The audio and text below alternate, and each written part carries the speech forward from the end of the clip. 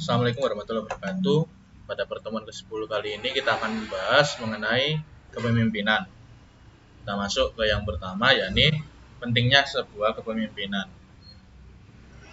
Kepemimpinan penting karena tanpa kepemimpinan suatu organisasi adalah orang-orang dan mesin-mesin yang kacau balau atau tidak ada yang memimpin. Kemudian mampu mengubah sesuatu yang potensial menjadi kenyataan. Itu adalah pentingnya pemimpin. Kemudian dalam dunia dinamis kita membutuhkan pemimpin untuk menentang status quo, menciptakan visi masa depan, dan mengilhami atau menginspirasi anggota organisasi agar bersedia mencapai visi atau tujuan tersebut. Jadi pentingnya kepemimpinan ada 3 poin. Yang pertama yakni tanpa seorang pemimpin maka orang-orang atau bawahan atau mesin-mesin yang digunakan untuk menjalankan sebuah tujuan akan rusak atau tidak efektif. Karena itu dibutuhkanlah seorang pemimpin yang mengatur bagaimana orang-orang atau mesin-mesin itu digunakan dengan maksimal atau optimal. Kemudian mampu mengubah sesuatu yang potensial menjadi kenyataan. Jadi setiap orang mempunyai potensi atau setiap hal mempunyai potensi yang bisa diarahkan menuju tujuan tersebut agar menjadi kenyataan. Nah, tugas pemimpin atau pentingnya seorang pemimpin adalah mengarahkan sebuah sesuatu tersebut dari yang awalnya hanya potensi untuk menuju ke tujuan tersebut menjadi sebuah kenyataan. Kemudian dalam dunia yang dinamis kita membutuhkan pemimpin untuk menentang status quo, menciptakan visi masa depan, dan menginspirasi anggota organisasi agar bersedia mencapai visi itu. Jadi pentingnya pemimpin adalah menciptakan atau melihat kondisi di masa depan itu mempunyai visi ke sana dan bisa memberikan inspirasi bagi anggota organisasi untuk mencapai tujuan tersebut. Itulah pentingnya kepemimpinan. Kemudian konsep dasar dari kepemimpinan menurut Stoner, kepemimpinan adalah sebagai suatu proses pengarahan dan pemberian pengaruh pada kegiatan-kegiatan dari sekelompok anggota yang saling berhubungan tugasnya. Kemudian ada 3 implikasi penting dari definisi tersebut. Yang pertama, yakni menyangkut orang lain, yaitu bisa berupa bawahan atau pengikut.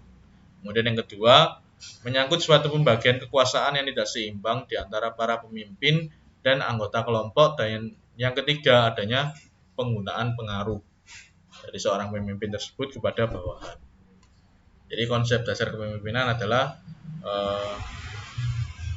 pengarahan atau pemberian pengaruh dari kegiatan-kegiatan sekelompok anggota yang saling berhubungan tugasnya. Kemudian ada 3 implikasi. Kita masuk ke yang selanjutnya, sifat pemimpin. Ada 5 sifat pemimpin. Yang pertama, kompeten, berwawasan ke depan, menginspirasi, mengaktualisasi diri, dan jujur, serta rendah hati. Kompeten yakni menunjukkan kompetensi kepemimpinan dalam mengambil keputusan yang tepat. Yakni kompeten itu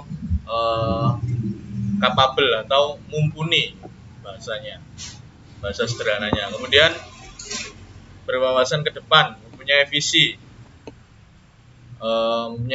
yakni dapat menetapkan tujuan secara menyeluruh, memiliki visi yang dapat dikomunikasikan dengan baik dan kemudian dimiliki oleh seluruh anggota organisasi. Jadi memberikan gambaran atau memberikan visi yang bisa diterima oleh anggotanya, anggota organisasi tersebut. Kemudian mempunyai gambaran bagaimana cara untuk meraih keberhasilan dan menetapkan prioritas berdasarkan nilai-nilai inti perusahaan. Jadi berwawasan ke depan ini juga seorang pemimpin harus tahu apa yang menjadi prioritas dan nilai-nilai inti dari perusahaan yang atau organisasi tempat dia bekerja. Kemudian yang ketiga, yakni menginspirasi, yakni memperlihatkan kepercayaan diri dalam semua interaksi, memegang kendali, memiliki daya tahan, senantiasa berkomunikasi, memberi inspirasi, dan memberdayakan para karyawan untuk terus berprestasi. Ini adalah sifat yang ketiga, yakni menginspirasi. Kemudian mengaktualisasi diri, yakni terus mengembangkan potensi diri dan mencari tantangan baru. Ini semacam selalu mengupgrade kemampuan. Kemudian jujur dan rendah hati, ya ini selalu bersikap tulus, rendah hati, dapat diandalkan dan jujur dalam menjaga kepercayaan. Kepercayaan dari mana? Ya dari siapa saja, dari klien, dari atasan ataupun bawahan. Jadi itu ada 5 sifat pemimpin yang perlu dipahami. Kemudian apa perbedaan manajemen dan kepemimpinan? Ada beberapa poin kegiatan dalam kita menerjemahkan perbedaan dari manajemen dan kepemimpinan. Yang pertama dari penyusunan rencana. Kalau manajemen, perencanaan dan penganggaran, penentuan rencana lebih spesifik dan dari kegiatan untuk pencapaian tujuan serta pengalokasian sumber daya yang dibutuhkan. Sedangkan kepemimpinan adalah penentuan arah kegiatan, menyusun visi atau tujuan jangka panjang yang akan diraih oleh organisasi serta strategi perubahan yang harus dilakukan. Jadi itu bedanya. Jadi kalau manajemen itu lebih spesifik, kalau kepemimpinan lebih ke jangka panjang, tujuan dari jangka panjang tersebut dalam penyusunan rencana dan strategi yang untuk mencapai tujuan tersebut. Kemudian yang kedua yakni dalam membangun relasi antara manusia dan atau kelompok kerja untuk merealisasikan rencana. Untuk manajemen, pengorganisasian dan penempatan SDM, penyusun struktur organisasi, prosedur kerja, tanggung jawab dari setiap bagian organisasi, serta metode implementasi. Sedangkan untuk kepemimpinan, mengomunikasikan visi kepada orang-orang serta membangun kerjasama dengan orang-orang yang siap dan mewujudkan visi secara bersama-sama. Jadi itu. Kalau manajemen lebih terstruktur, terorganisir dengan baik, ada prosedur serta pembagian tanggung jawab di setiap bagian organisasi, serta ada metode dalam mewujudkan kegiatan tersebut. Kemudian kalau kepemimpinan lebih kepada membangun komunikasi atau mengomunikasikan visi yang sudah disusun tadi kepada orang-orang yang mewujudkan atau membantu mewujudkan visi tersebut. Kemudian pada poin ketiga yakni implementasi rencana atau pelaksanaan ini. Kalau manajemen ada pengawasan dan pemecahan masalah. Pada tahap implementasi rencana ini atau implementasi tugas manajemen adalah melakukan pengawasan dan pengendalian atas berbagai kendala yang mungkin ditemui. Sedangkan dalam kepemimpinan lebih kepada memberikan motivasi dan inspirasi. Peran ini dilakukan pada saat implementasi adalah orang-orang yang telah sepakat bekerja sama untuk melakukan implementasi dari apa yang telah dibangun sebagai upaya pencapaian visi. Jadi lebih kepada memberikan motivasi dan inspirasi di kepemimpinan. Sedangkan di manajemen lebih ke pengawasan dan pemecahan masalah. Kemudian yang terakhir, hasil yang diperoleh sesuatu yang telah diperkirakan atau telah ditargetkan sebelumnya. Kemudian itu di manajemen. Kemudian di kepemimpinan suatu perubahan yang akan mendukung pencapaian visi. Jadi ada perubahan yang nantinya akan diperoleh dari penerapan kepemimpinan daripada manajemen. Manajemen kita sudah tahu hasil akhirnya seperti apa yang kita harapkan, atau kita sudah mentargetkan hasil yang akan kita peroleh nanti. Itu manajemen. Jadi itu perbedaan antara manajemen dan kepemimpinan. Sebenarnya perbedaan ini kalau diterapkan secara bersama-sama akan saling melengkapi. Kita lanjutkan ke keterlibatan 4 aspek dalam kepemimpinan. Yang pertama yakni ada pengikut atau followers, ada perbedaan kekuasaan atau distribution of power antara pemimpin dan pengikut. Kemudian penggunaan kekuasaan untuk memengaruhi, ada power to influence, dan nilai yang dibangun. Nilai apa yang dibangun oleh sebuah kepemimpinan yang dilakukan ini. Jadi ada 4 hal yang penting: follower, distribution of power, power to influence, leadership value. Nah, ada 4 hal yang penting itu tadi. Kemudian kita lanjutkan. Kemudian ada 3 pendekatan mengenai kepemimpinan, yakni pendekatan personal atau personal traits of leadership approach, pendekatan perilaku atau behavioral approach, dan pendekatan kontingensi atau contingency approach.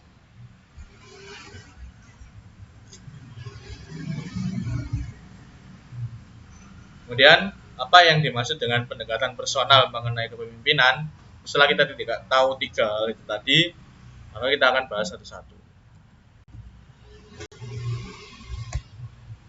Mengenai yang pertama yakni pendekatan personal mengenai kepemimpinan. Pendekatan personal melihat pemimpin dari karakteristik individu.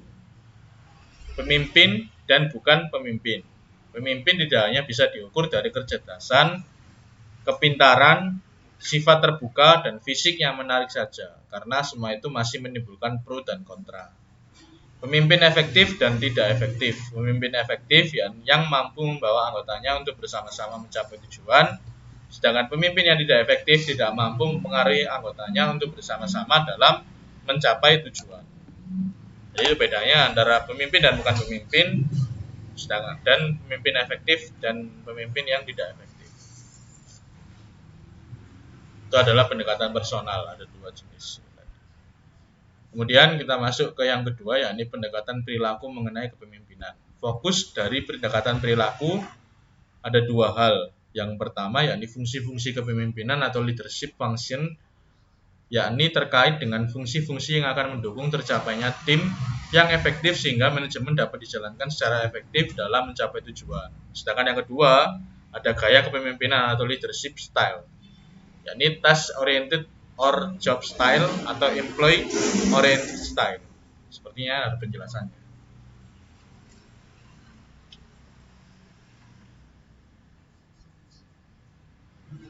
Kemudian kita masuk ke 2 fungsi kepemimpinan. Fungsi yang terkait dengan tugas atau pekerjaan atau task related function, yakni menyangkut pemberian saran penyelesaian, informasi dan pendapat.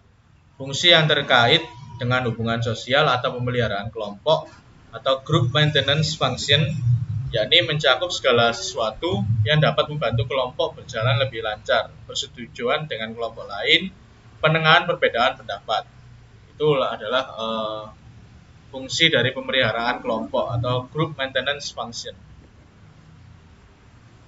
Sedangkan kalau task related function lebih kepada pemberian saran dalam penyelesaian, pemberian informasi atau pendapat. Nah ini tadi sudah dijelaskan mengenai gaya kepemimpinan. Ada 2 jenis, ini dibahas di sini. Kepemimpinan yang berorientasi pada kepekerjaan atau task oriented or job style, yakni fokus kepada pekerjaan, prosedur, pengarahan, dan mengawasi dari bawahan. Kemudian untuk kepemimpinan yang berorientasi pada pegawai atau orang-orang, yakni employee oriented style, yang mana gaya kepemimpinannya adalah memberikan motivasi, memotivasi, memberikan kesempatan, menciptakan hubungan yang baik dengan bawahan. Jadi ini lebih ke memelihara hubungan pada orang-orang.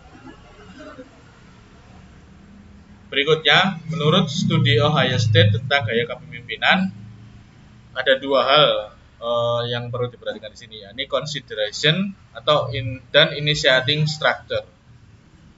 Yang mana consideration adalah hubungan hangat antara atasan bawahan, adanya saling kepercayaan, kekeluargaan, dan penghargaan terhadap gagasan yang disampaikan oleh bawahan. Sedangkan initiating structure, yakni mengatur, menentukan pola organisasi,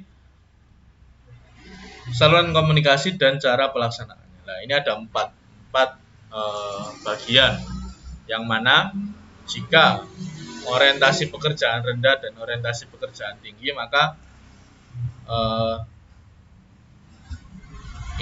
orientasi pekerjaannya tinggi, sedangkan orientasi pekerjaannya rendah. Jadi dibedakan ya antara pekerjaan dan pekerjaan. Pekerjaan itu adalah kegiatannya, kalau pekerja orang yang melakukan kegiatan tersebut.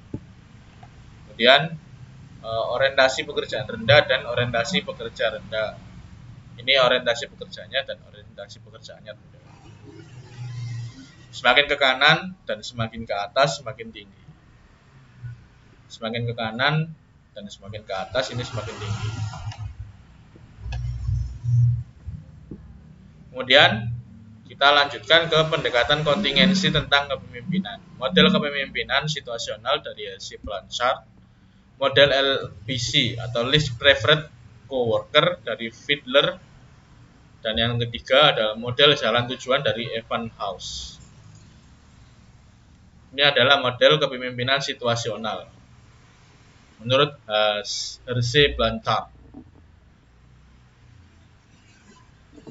Ada 4 situasi, yang mana ada yang pertama yakni low relationship and high test, high relationship and high test, low relationship and low test, dan high relationship and low test. Ini yang ke kanan ini semakin memberikan panduan, yang ke atas semakin memberikan dukungan. Nah, ini penjelasannya. Tadi ada S1 sampai S4, S1, S2, S3, dan S4. Situasional yang pertama, yakni tugas tinggi, hubungan rendah. Pemimpin mendefinisikan peran dan memberitahu orang apa, bagaimana, kapan, dan di mana harus melakukan tugas.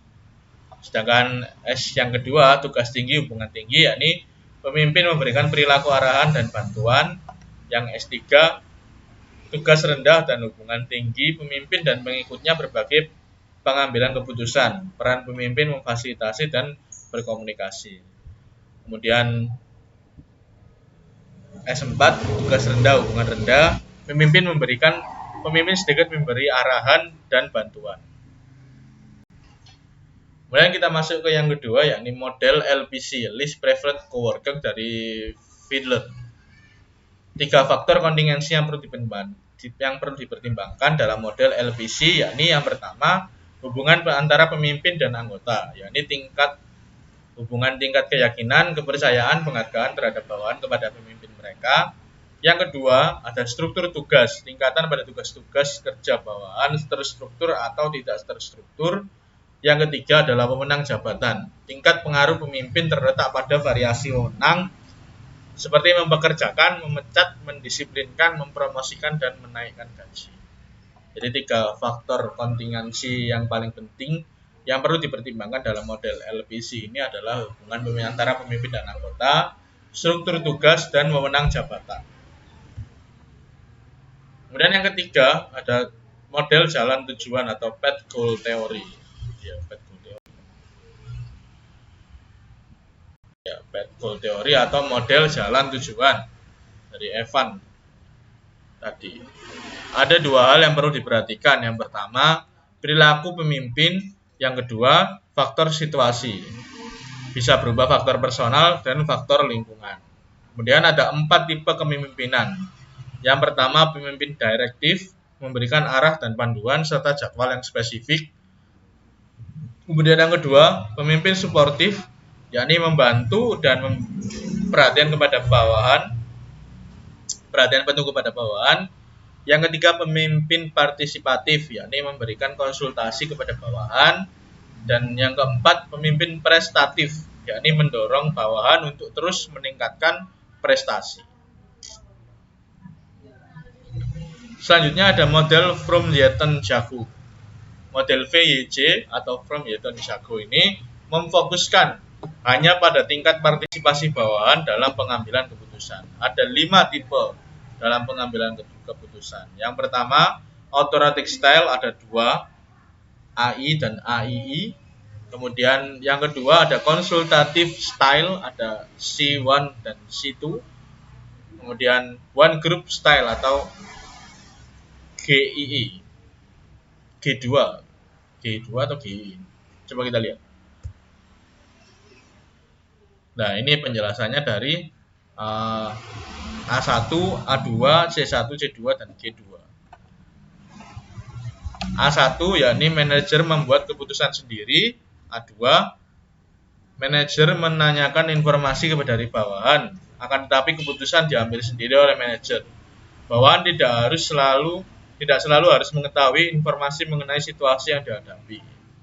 Kemudian C1, manajer berbagi informasi dengan bawahan secara individual dan bertanya mengenai berbagai informasi dalam mengevaluasi dari mereka. Akan tetapi manajer mengambil keputusan sendiri. C2, yakni manajer dan bawahan bertemu sebagai tim untuk mendiskusikan berbagai hal yang menyangkut situasi yang dihadapi. Akan tetapi manajer yang mengambil keputusan. Kemudian G2, dari C2 ada kemudian sekarang C2. Manajer dan bawahan bertemu sebagai tim untuk mendiskusikan berbagai hal yang menyangkut situasi yang dihadapi dan keputusan ditentukan oleh tim. Jadi itu bedanya antara A1, A2, C1, C2, dan G2. Kemudian berikutnya ada pendekatan terbaru pada kepemimpinan. Ada 4 pendekatan terbaru. Yang pertama ini ada 2. Yang pertama, pemimpin transaksional, yakni pemimpin yang membimbing atau memotivasi pengikutnya menuju sasaran yang ditetapkan dengan memperjelas peran dan persyaratan tugas. Itu pemimpin transaksional. Kemudian yang kedua ada pemimpin transformasional. Pemimpin yang memberikan pertimbangan dan stimulasi intelektual untuk menaikkan tingkat kebutuhan ke taraf yang lebih tinggi. Yang ketiga ada pemimpin karismatik. Karismatik, pemimpin yang antusias dan percaya diri dengan kepribadian dan tindakannya mempengaruhi orang yang berperilaku dengan cara tertentu. Dan yang keempat ada pemimpin yang visioner, yakni kepemimpinan untuk menciptakan dan menegaskan suatu visi yang realistis, dapat dipercaya dan menarik mengenai masa depan sebuah organisasi. Jadi itu ada 4 pendekatan terbaru pada kepemimpinan. Ada transaksional, transformasional, karismatik, dan visioner. Mungkin itu yang dapat saya sampaikan pada pertemuan kali ini. Kurang lebihnya saya mohon maaf. Terima kasih. Assalamualaikum.